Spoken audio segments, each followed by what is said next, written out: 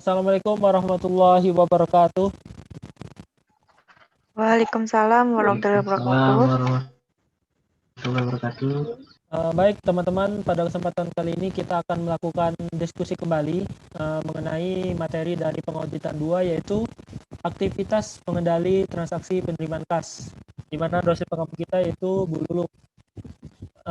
Baik, kita langsung saja melakukan diskusi, di mana penyampaian materi pertama dilakukan oleh Vina Agustin. Kepada Vina, dipersilakan.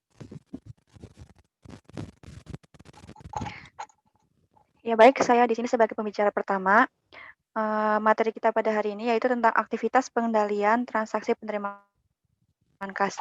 Mungkin saya bisa menyampaikan sedikit tentang penerimaan kas itu sendiri. Penerimaan kas itu adalah suatu transaksi kas yang di mana kas diterima oleh perusahaan, baik secara tunai maupun non-tunai. Biasanya transaksi yang terjadi itu seperti penjualan maupun pelunasan piutang oleh pelanggan. Mungkin langsung ke slide selanjutnya ya Mas Arifin. Nah, di dalam aktivitas penerimaan kas itu sendiri terdapat beberapa dokumen dan catatan. Di antaranya di sini ada 7. Yang pertama ada perintah pembayaran, yang kedua ada pradaftar, yang ketiga ada lembar perhitungan kas, yang keempat ada ikhtisar kas harian, yang kelima ada slip setoran yang divalidasi, yang keenam ada file transaksi penerimaan kas, dan yang terakhir ada jurnal penerimaan kas. Nah, perintah pembayaran itu merupakan dokumen yang dikirimkan kepada pelanggan bersamaan dengan faktur penjualan, di mana dokumen ini nantinya akan dikembalikan kembali ke perusahaan ketika sudah dilakukan pembayaran. Lalu yang kedua ada pradaftar. Pradaftar itu merupakan daftar penerimaan kas yang diterima melalui pos kepada perusahaan. Yang ketiga ada lembar perhitungan kas. Lembar perhitungan kas itu merupakan daftar kas dan cek dalam register kas yang biasanya digunakan dalam merekonsiliasi total penerimaan kas. Lalu yang keempat ada ikhtisar kas harian. Ikhtisar kas harian itu merupakan laporan yang menunjukkan total penerimaan kas melalui kasir. Yang kelima ada slip setoran yang divalidasi. Slip setoran yang divalidasi merupakan daftar yang dibuat oleh penyetor dan distempel oleh bank atas transaksi setoran yang diterima melalui bank. Lalu yang keenam ada file transaksi penerimaan kas. File transaksi ini merupakan file komputer atas transaksi yang sudah disahkan oleh perusahaan lalu dimasukkan ke dalam komputer itu sendiri. Lalu yang terakhir itu ada jurnal penerimaan kas. Jurnal penerimaan kas ini merupakan jurnal yang berisi tentang daftar penerimaan kas. Jadi nantinya dari semua dokumen dan catatan ini berakhir pada jurnal penerimaan kas. Slide selanjutnya.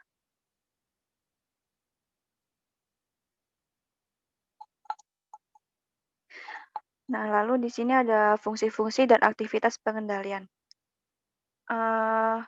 Dari aktivitas-aktivitas penerimaan kas itu nantinya akan dijabarkan menjadi beberapa tanggung jawab dan fungsi. Di antaranya ada penerimaan kas, menyetorkan kas ke bank, dan mencatat penerimaan kas. Nah, dari masing-masing fungsi dan aktivitas ini terdapat beberapa resiko dan pengendalian yang dilakukan oleh perusahaan itu sendiri.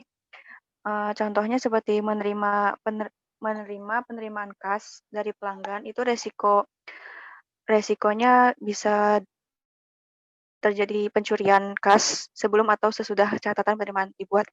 Hal ini terjadi karena kas itu merupakan aset paling liquid ya, jadi rawan sekali terjadinya pencurian. Jadi diperlukan beberapa aktivitas pengendalian agar kas tersebut tidak terjadi pencurian. Lalu yang kedua ada menyetorkan kas ke bank.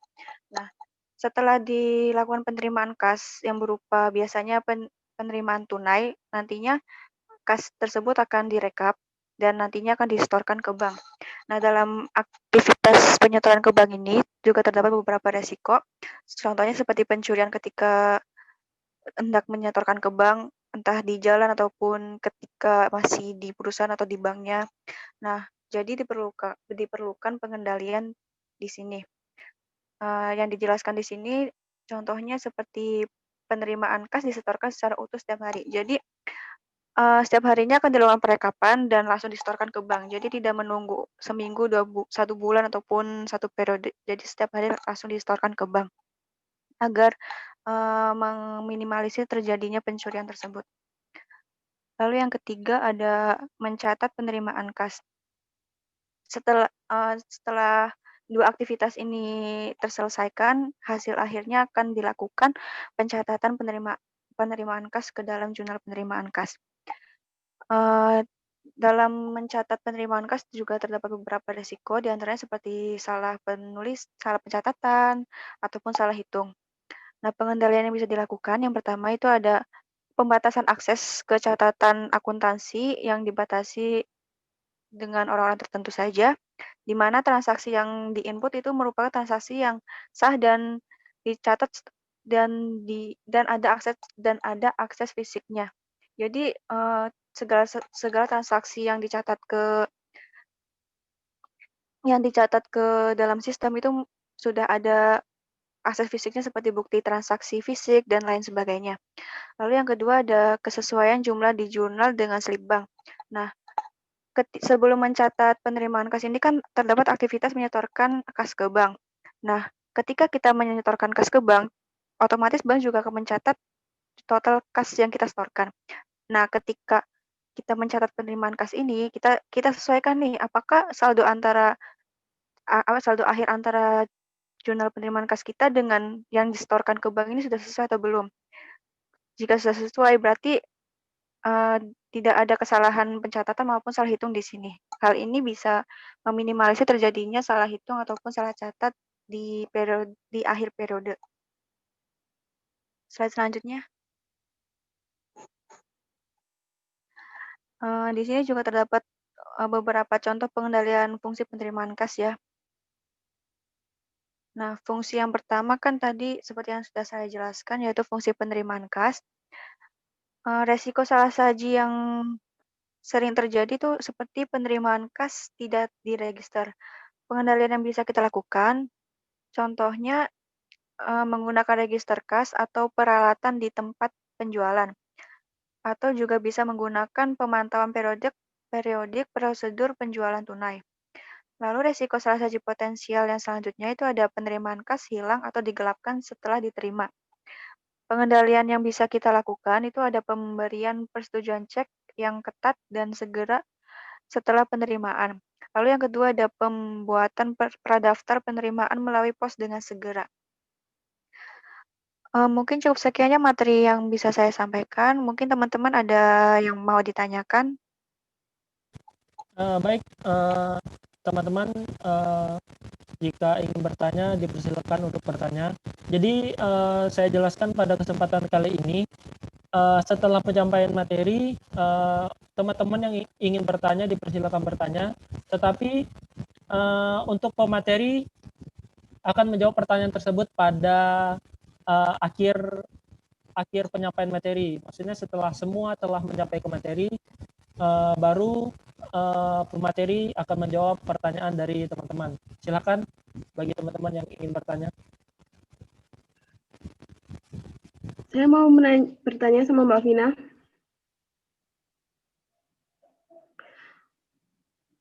Apa pentingnya sistem pengendalian penerimaan kas dalam perusahaan?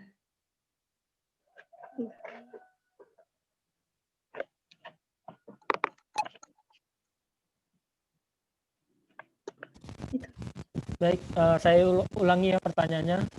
Apa pentingnya penerimaan kas pada perusahaan? Itu ya, Mbak Puji. Ya. Oke, udah Mbak Bina. Baik, kita lanjutkan ya materi selanjutnya. Materi selanjutnya akan disampaikan oleh saya sendiri. Baik, di sini ada contoh sistem penerimaan kas, di mana program penerimaan kas itu membandingkan setoran bank dengan posting piutang usaha, di mana membuat file transaksi penerimaan kas. Jadi dalam prosedur penerimaan kas itu secara umum berkaitan dengan konsep dasar akuntansi yang ditandai dengan penerimaan pembayaran harga barang dari pembeli dan pemberian tanda pembayaran atau faktur penjualan tunai kepada pembeli. Nah, kemudian selanjutnya pembeli tersebut melakukan pengambilan barang yang dibeli dari fungsi pengiriman. Nah, jadi bisa kalian lihat pada bagian tersebut pada pojok kiri, di mana di situ dari cek, kemudian diproses menjadi slip setoran, kemudian menginput setoran kas, lalu dilakukan penerimaan kas. Nah, di bawahnya juga ada program update file master, di mana update file master dan buku besar mencetak jurnal dan laporan penerimaan kas, di mana di situ ada bagian-bagiannya, di mana jurnal penerimaan kas, buku besar, laporan pengecualian, schedule umum piutang, laporan saldo kas harian, file master piutang usaha, dan file master buku besar. Lanjut, di sini ada uji pengendalian transaksi penyelesaian penjualan. Yang pertama itu pemberian potongan tunai, di mana pemberian potongan tunai itu membandingkan tanggal penerimaan kas dengan tanggal faktur serta menghitung kembali potongan tunai atau asersi keberadaan dan akurasi. Kemudian selanjutnya ada retur penjualan dan cadangan, di mana yang pertama yaitu cek otorisasi manajemen penjualan. Nah, dari cek otorisasi manajemen penjualan ini saya bagikan contoh untuk semisal ya, untuk transaksi pembayaran tagihan perusahaan kepada vendor, maka perlu ada orang yang mengecek kelengkapan syarat pembayaran dan kemudian meminta pembayaran kepada vendor tersebut. Nah, selanjutnya setelah ada yang melakukan pengecekan syarat pembayaran, kemudian ada bendahara yang menyetujui pembayaran tersebut dan melakukan pembayaran kepada vendor. Begitu. Kemudian poin yang kedua ada laporan harian retur penjualan. Nah, apa sih retur penjualan itu? Jadi retur penjualan itu adalah penerimaan barang oleh pihak penjualan yang dikembalikan dari pihak pembeli.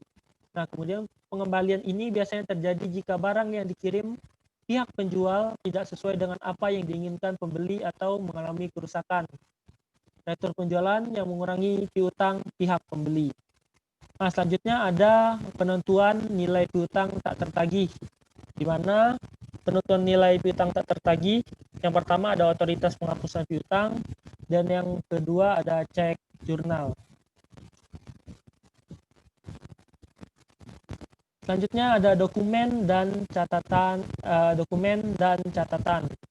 Yang pertama ada otorisasi retur penjualan, yang kedua ada otorisasi penghapusan piutang usaha, yang ketiga laporan penerimaan, yang keempat ada memo kredit, dan yang terakhir ada jurnal. Nah, jadi dari otorisasi retur penjualan itu ada dua dokumen penting yang digunakan dalam retur penjualan tersebut, di mana itu merupakan memo kredit dan laporan penerimaan. Kemudian dalam otorisasi penghapusan piutang usaha, itu dokumen yang digunakan dalam transaksi tersebut adalah bukti memorial atau dokumen sumber yang dibuat oleh fungsi pemberi otorisasi kredit, dan juga surat keputusan manajer yang berwenang tentang penghapusan piutang atau dokumen pendukung. Kemudian yang ketiga ada laporan penerimaan, di mana laporan penerimaan ini mencatat segala penerimaan kas yang terjadi dalam transaksi. Kemudian yang keempat ada memo kredit. Memo kredit itu merupakan saldo hutang perusahaan ke pelanggan, atau dengan kata lain, pelanggan menitipkan sejumlah uang kepada perusahaan dengan kondisi faktur penjualan belum diterbitkan. Nah, yang terakhir yaitu jurnal. Nah, teman-teman pasti tahulah jurnal itu apa. Jadi jurnal itu merupakan catatan akuntansi yang mencatat segala transaksi dalam perusahaan tersebut. Nah, baik, itu saja materi yang dapat saya sampaikan. Dipersilakan untuk teman-teman yang ingin bertanya. Silakan.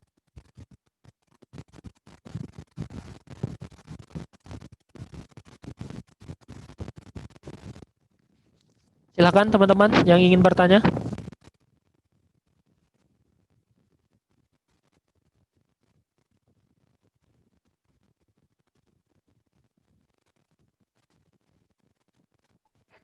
Ya baik, saya mau nanya Mas Arifin. Silakan.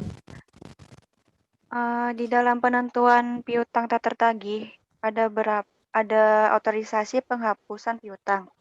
Nah, apa saja sih yang menyebabkan piutang tersebut dihapuskan? Terima kasih.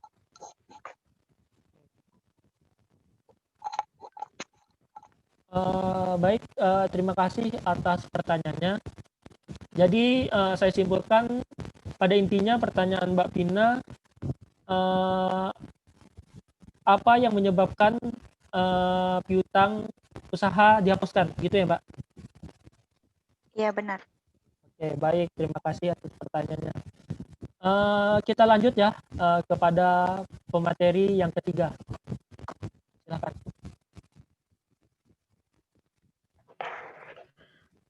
Baik, di sini saya pemateri ketiga akan menjelaskan mengenai uji substantif piutang usaha.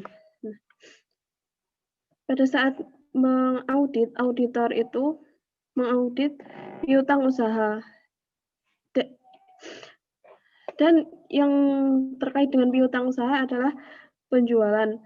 Karena di penjualan ada potensi salah saji yang dapat terjadi, maka auditor harus menaksir risiko salah saji yang material dengan menentukan level risiko deteksi yang tepat. Kemudian, auditor juga merancang uji substantif yang responsif terhadap risiko. Slide selanjutnya.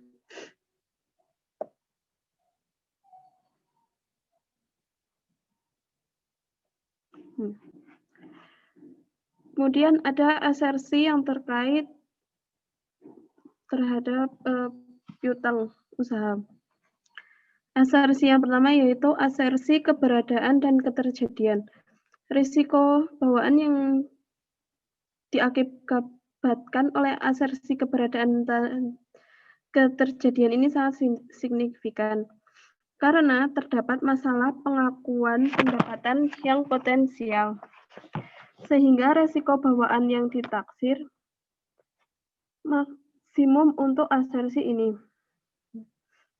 Untuk menguji asersi keberadaan dan keterjadian, maka dilakukan prosedur analitis dan prosedur konfirmasi piutang.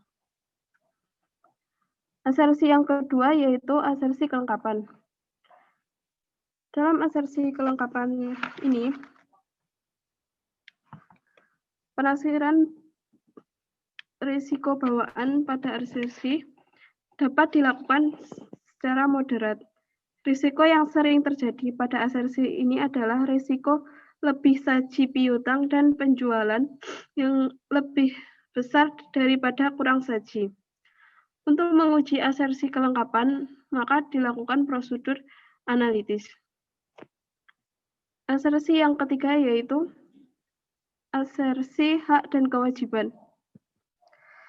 Pada asersi hak dan kewajiban, penaksiran risikonya tergantung pada kinerja perusahaan. Untuk menguji asersi hak dan kewajiban, maka dilakukan prosedur penelusuran jurnal dan konfirmasi piutang. Asersi yang ketiga yaitu penilaian dan alokasi. Penaksiran bawaan dari asersi penilaian dan alokasi sering ditetapkan tinggi atau maksimum untuk piutang usaha karena sifat cadangan kerugian yang subjektif. Untuk menguji asersi penilaian dan alokasi ini, maka diperlukan prosedur analitis dan perhitungan utang. Asersi yang terakhir yaitu asersi penyajian dan pengungkapan. Dalam mengembangkan strategi audit untuk asersi penyajian dan pengungkapan, auditor biasanya merencanakan pendekatan substantif utama. Risiko bawaan terkait pengungkapan biasanya ditetapkan tinggi atau maksimum.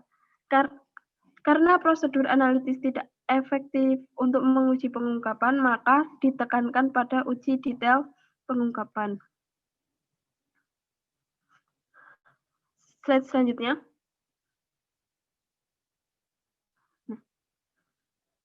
Merancang uji substantif.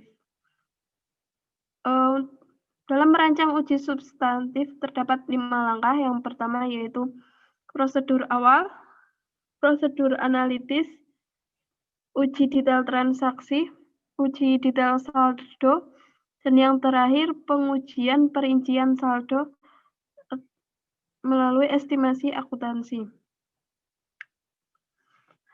Prosedur awal. Nah, dalam prosedur awal ini, auditor akan mencari pemahaman mengenai bisnis dan industri dari klien, mulai dari kebijakan perusahaan dalam mengakui pendapatan, kemudian sistem pengendaliannya bagaimana, sampai pemahaman mengenai syarat perdagangan standar. Perancangan yang kedua yaitu prosedur analisis. Tujuan dari prosedur analisis ini yaitu mengembangkan ekspektasi atas saldo piutang usaha, hubungan piutang usaha dengan penjualan, dan margin kotor perusahaan. Prosedur yang ketiga yaitu uji detail transaksi. Uji detail transaksi dapat dilaksanakan selama pekerjaan intern bersama dengan uji pengendalian dalam bentuk pengujian bertujuan ganda. Prosedur yang keempat yaitu uji detail saldo. Uji detail saldo dilakukan dengan melakukan prosedur konfirmasi piutang dan prosedur tindak lanjut yang berkaitan serta prosedur untuk mengevaluasi kecukupan cadangan kerugian piutang. Yang terakhir yaitu pengujian perincian saldo yang menggunakan estimasi akuntansi. Itu saja presentasi dari saya. Apakah ada yang ditanyakan? Silakan Izin teman-teman. bertanya Ingin dari bertanya? Ya, silakan Mbak Elvin. bagaimana cara menguji asersi kelengkapan? Terima kasih. Baik, saya ulangi ya pertanyaannya. Nah, jadi pertanyaannya bagaimana apa sih tadi? Apa tadi Mbak Elvin? Bagaimana menguji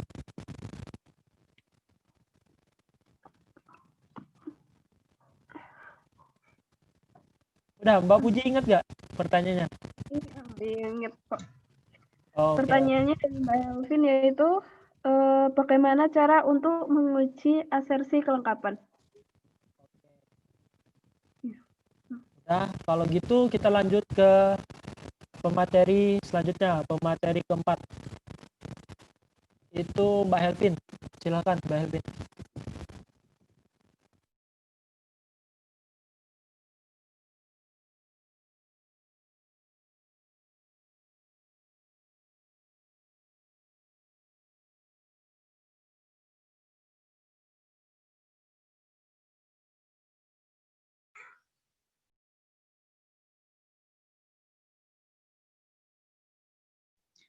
Oke, terima kasih untuk waktunya. Kali ini saya akan membahas mengenai 3 rancangan uji substantif sebagai gambaran pada prosedur audit dalam merancang uji substantif. Itu ada 5 prosedur. Nah, yang pertama itu prosedur awal. Apa saja yang dilakukan dalam prosedur awal itu? Yaitu yang pertama, memperoleh pemahaman tentang bisnis dan industri. Kemudian, melaksanakan prosedur awal saldo dan catatan piutang usaha yang akan menjadi sasaran pengujian lebih lanjut. Nah, prosedur awal ini merupakan perencanaan awal. Misalnya nih, kita menentukan stafnya siapa saja, kemudian staf yang akan dibutuhkan itu apa saja, kemudian berapa senior atau junior yang akan dipekerjakan, kemudian prosedur apa yang akan digunakan.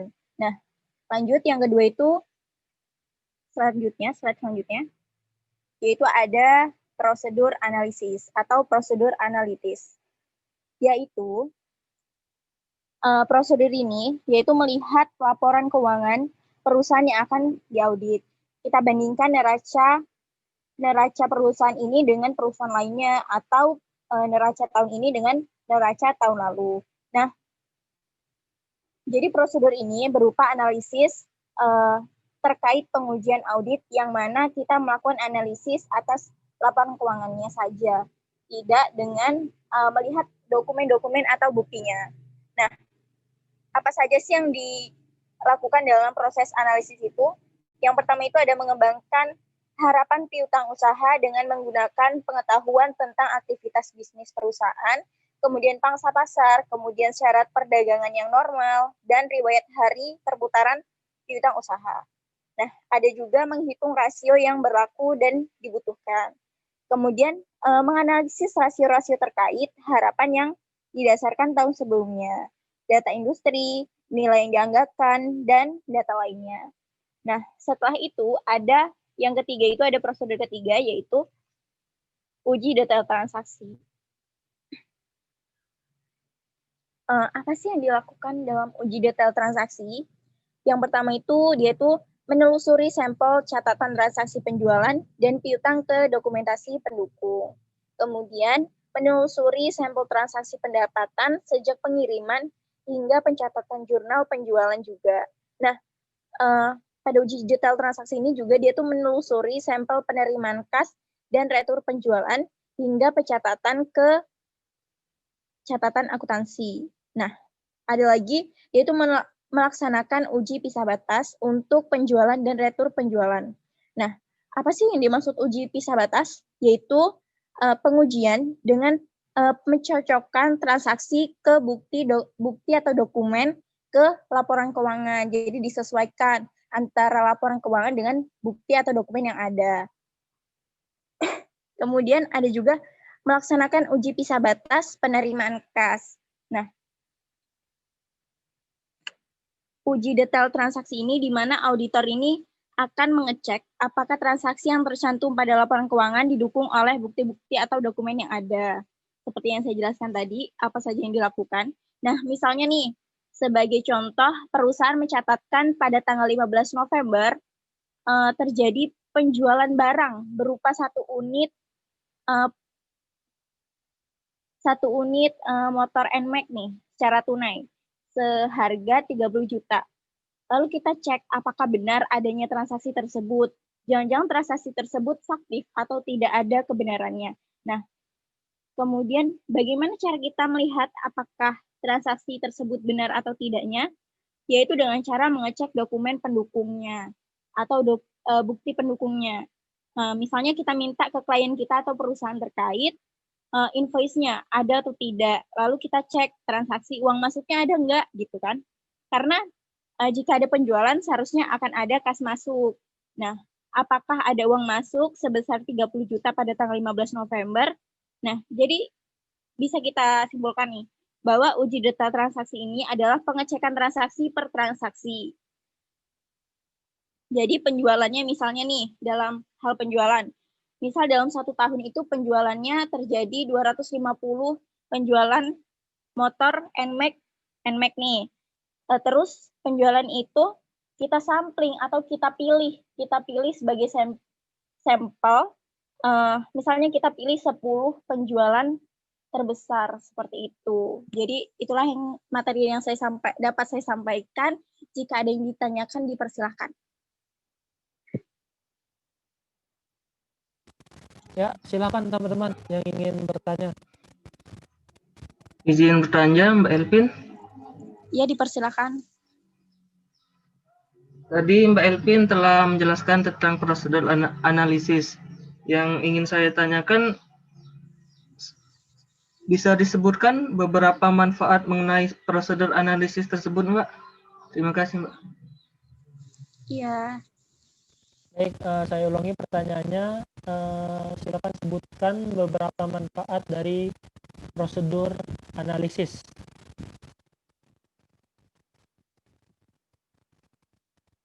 Sudah, Pak Elvin?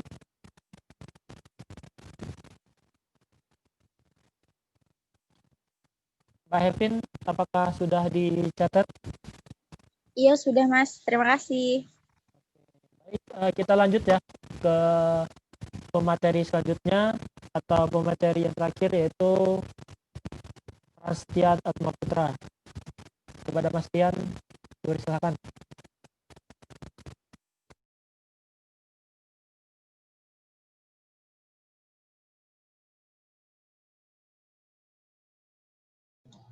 Oke, Assalamualaikum warahmatullahi wabarakatuh.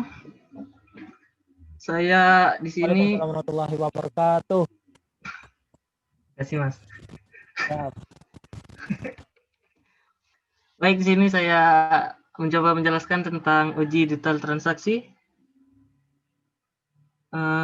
Uji detail transaksi meliputi 4 langkah. Yang pertama, menelusuri sampel catatan transaksi penjualan dan piutang ke dokumentasi pendukung. Yang kedua, menelusuri sampel transaksi pendapatan sejak pengiriman hingga pencatatan jurnal penjualan. Juga menelusuri sampel penerimaan kas dan retur penjualan hingga pencatatan akuntansi. Yang ketiga, melaksanakan uji pisah batas untuk penjualan dan retur penjualan. Dan yang terakhir, melaksanakan uji pisah batas penerimaan kas. Selanjutnya, Mas.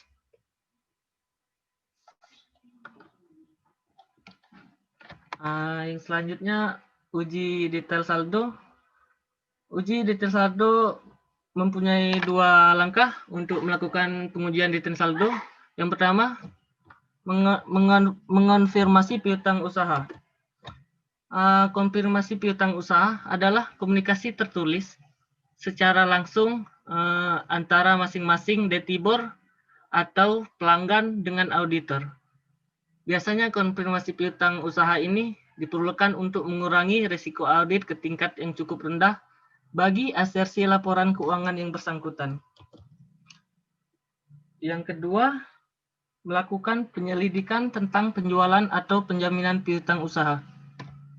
Selanjutnya, Mas. Selanjutnya, pengujian perincian saldo, estimasi akuntansi. Pengujian perincian saldo estimasi akuntansi yaitu mengevaluasi kecukupan komponen cadangan kerugian piutang untuk setiap kategori skedul, umur piutang, dan dalam agregat. Uji audit estimasi akuntansi ini meliputi hal-hal berikut. Yang pertama, penggunaan perangkat lunak audit untuk menjumlahkan secara vertikal dan ke samping neraca saldo. Yang kedua, pengujian penentuan umur atas jumlah-jumlah yang tercantum pada kategori umum dalam neraca saldo. Yang ketiga, pertimbangan bukti yang berkaitan dengan ketertagihan jumlah yang telah jatuh tempo.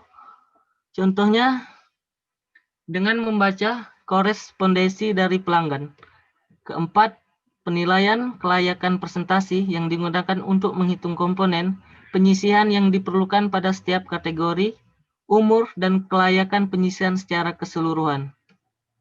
Yang kelima, evaluasi estimasi sebelumnya atas piutang tak tertagih dengan pengalaman berikutnya, dan manfaat melihat kembali pengalaman sebelumnya. Berikutnya, Mas.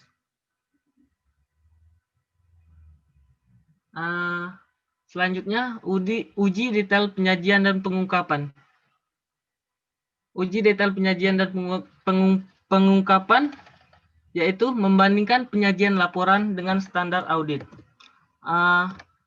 Adapun langkah-langkah untuk menguji detail pengungkapan tersebut, yang pertama, membandingkan pengungkapan terkait dengan eksistensi serta hak dan kewajiban kesediaan dengan hasil uji yang telah dilakukan di atas. Yang kedua, evaluasi kelengkapan penyajian dan pengungkapan kesediaan dalam draft laporan keuangan. Yang ketiga, membaca pengungkapan dan mengevaluasi secara terpisah, klasifikasi dan kemudahan pemahamannya. Dan yang terakhir, menjamin akurasi pengungkapan kesediaan pada uji yang telah dilakukan di atas. Mungkin sekian materi dari saya. Apakah ada pertanyaan dari teman-teman? Baik, terima kasih kepada perhatian penyampaian materinya. Ini saya ada pertanyaan, Mas Tian.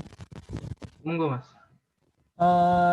Jadi apa sih tujuan dari pengujian detail saldo? Itu pertanyaan saya. Makasih Mas. Langsung dijawab apa gimana Mas? Balik moderator Mas. Baik, itu pertanyaan dari saya. Silahkan renungkan dulu, renungkan. Apa ya? Silahkan dipikirkan dulu jawabannya. Ya Mas. Jadi Saya pikirkan dulu Mas. Dengan berakhirnya penyampaian materi oleh Mas Dian, maka berakhir pula materi pada diskusi hari ini. Baik, sesi selanjutnya itu menjawab pertanyaan dari teman-teman. Mungkin saya urutkan saja ya, soalnya kan dari tadi kan pemateri pertama punya waktu yang cukup lama untuk memikirkan jawaban. Jadi dipersilakan dulu untuk pemateri pertama Mbak Vina untuk menjawab pertanyaan dari temannya. Silakan. Ya baik, saya mencoba menjawab pertanyaan dari Mbak Puji ya. Tentang bagaimana pentingnya sistem pengendalian penerimaan kas. Menurut saya pengendalian penerimaan kas itu penting ya, karena pengendalian ini bisa melindungi kas dari hal-hal yang merugikan kas itu sendiri. Karena seperti yang kita ketahui bahwa kas itu merupakan aset yang paling liquid, aset yang paling rentan akan kecurangan dan resiko-risiko yang lainnya yang akan merugikan perusahaan itu sendiri juga. Nah, selain itu, pengendalian penerimaan kas ini sendiri itu bisa berfungsi sebagai untuk menjaga keandalan data akuntansi, sehingga data akuntansi akan tetap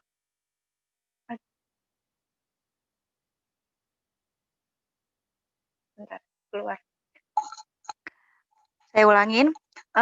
Selain itu, pengendalian sistem penerimaan kas ini bisa digunakan sebagai menjaga keandalan data kas itu sendiri.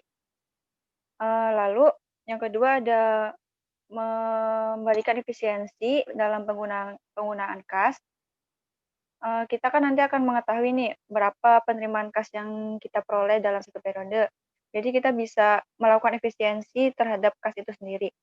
Lalu yang selanjutnya itu ada ditaatinya prosedur penerimaan kas, kebijakan, dan pengelolaan kas, sehingga prosedur-prosedur yang sudah diberlakukan di perusahaan itu bisa lebih tertib dan teratur.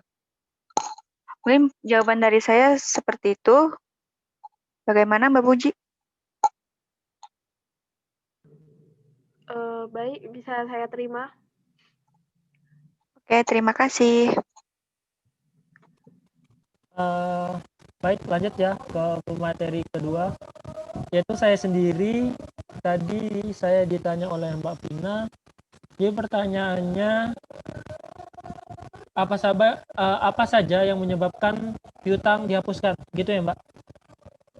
Ya benar. Baik, saya akan menjawab setahu saya dari materi yang dulu pernah disampaikan oleh Pak Beni dulu. Jadi apa saja yang menyebabkan piutang itu dihapus? Jadi ada dua hal. Yang pertama, jika orang yang memiliki utang tersebut tidak mampu membayar utangnya, ketika dia tidak mempunyai harta lagi dan mengakui kepada yang memberikan utang bahwa saya tidak mampu lagi, nah begitu. Ketika itu piutang bisa dihapuskan. Dan yang kedua itu ini yang biasanya selalu dilakukan oleh orang-orang, yaitu ketika seseorang atau orang yang telah melakukan utang tersebut meninggal. Nah ini yang sering terjadi di kehidupan nyata kita, bahwa ketika orang yang sudah meninggal itu kebanyakan piutangnya dihapuskan oleh perusahaan. Tetapi jika orang yang meninggal tersebut mempunyai keluarga, nah itu piutangnya bisa dilanjutkan oleh keluarganya. Tetapi ketika semisal Mbak Pina nih udah nggak punya keluarga lagi, tinggal Mbak Pina sendiri kan, terus Mbak Pina ngutang sama saya, terus tiba-tiba Mbak Pina nih, Allahu alam ya, meninggal, misal aja meninggal, terus otomatis saya nggak bisa nagih lagi kan, Mbak Pina nggak punya keluarga. Nah otomatis saya sebagai yang memberi, saya memiliki piutang, terpaksa harus menghapuskan piutang tersebut. Begitu Mbak, gimana jawaban saya? Jelas? Baik, cukup jelas ya Mas Arifin. Oke, terima kasih Mbak. Kita lanjut ke pemateri ketiga, yaitu Mbak Puji ya. Ya, Mbak Puji silakan untuk menjawab pertanyaan dari temannya. Saya akan menjawab pertanyaan dari Mbak Helvin. Bagaimana cara untuk menguji asersi kelengkapan? Asersi kelengkapan ini bisa diuji melalui prosedur analitis. Nah, prosedur analitis ini bagaimana? Nah, prosedur analitis itu dilakukan dengan cara membandingkan penjualan terhadap bisnis fisik, seperti perbandingan penjualan dengan kapasitas, penjualan dengan level produksi, pemahaman pangsa pasar, dan perbandingan penjualan dengan total aset atau penjualan dengan aset tetap. Nah, jika pengujian ini mencatat bahwa penjualan telah tercatat semua, maka auditor itu dapat mengurangi luasan uji substantif yang lainnya. Seperti itu jawabannya, Mbak Helvin. Bagaimana? Iya, Mbak Puji. Terima kasih untuk jawabannya. Paham. Oke. Bisa dilanjutkan ke pemateri yang lain. Mbak Elvin ya, selanjutnya. Persilakan untuk menjawab pertanyaan dari temannya. Oke, di sini saya akan berusaha menjawab pertanyaan dari Mas Franstian, yaitu sebutkan beberapa manfaat dari prosedur analisis. Nah, menurut saya, yaitu diantaranya, yang pertama, yaitu gunanya memperoleh pemahaman mengenai bisnis dan industri perusahaan terkait, atau klien. Kemudian yang kedua itu, guna menentukan dapat tidaknya dilakukan pengurangan atas pengujian audit detail. Kemudian yang ketiga, yaitu guna mendeteksi adanya tidaknya kesalahan dalam laporan keuangan perusahaan terkait. Seperti itu jawaban dari saya. Apakah dapat dipahami, Mas Franstian? Makasih Mbak. Sangat paham Mbak. Kasih Mbak. Iya, sama-sama. Oke, mungkin bisa lanjut. Dilanjutkan pertanyaan selanjutnya. Ya. Lanjut yang terakhir, Mas Tian. Silakan Mas Tian menjawab pertanyaan dari saya. Kasih Mas. Pertanyaan tadi, apa tujuan dari pengujian detail saldo? Benar Mas. Ya Mas. Menurut saya tujuan dari uji detail saldo harus dilakukan karena auditor harus memenuhi semua tujuan audit yang berkaitan dengan saldo bagi masing-masing akun yang signifikan. Pengujian atas saldo akun juga sangat penting karena bukti-bukti biasanya diperoleh dari sumber independen dengan tingkat keyakinan yang lebih tinggi. Gimana Mas? Mungkin sekian Mas. Apakah bisa dipahami? Apa dimengerti? Baik, bisa dipahami Mas. Terima kasih banyak. Sama-sama. Oke, udah selesai ya semuanya.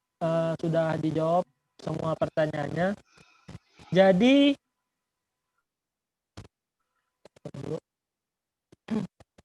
Jadi dengan berakhirnya sesi tanya jawab tadi, maka berakhir pula diskusi pengauditan 2 pada hari ini. Untuk mempersingkat waktu, kita langsung tutup aja ya. Untuk menutup diskusi pada hari ini, mari kita membaca doa penutup majelis. Bismillahirrahmanirrahim. Subhanakallahumma wa bihamdika asyhadu an la ilaha illa anta astaghfiruka wa atubu ilaik. Baik, saya moderator memohon maaf apabila terjadi kesalahan dalam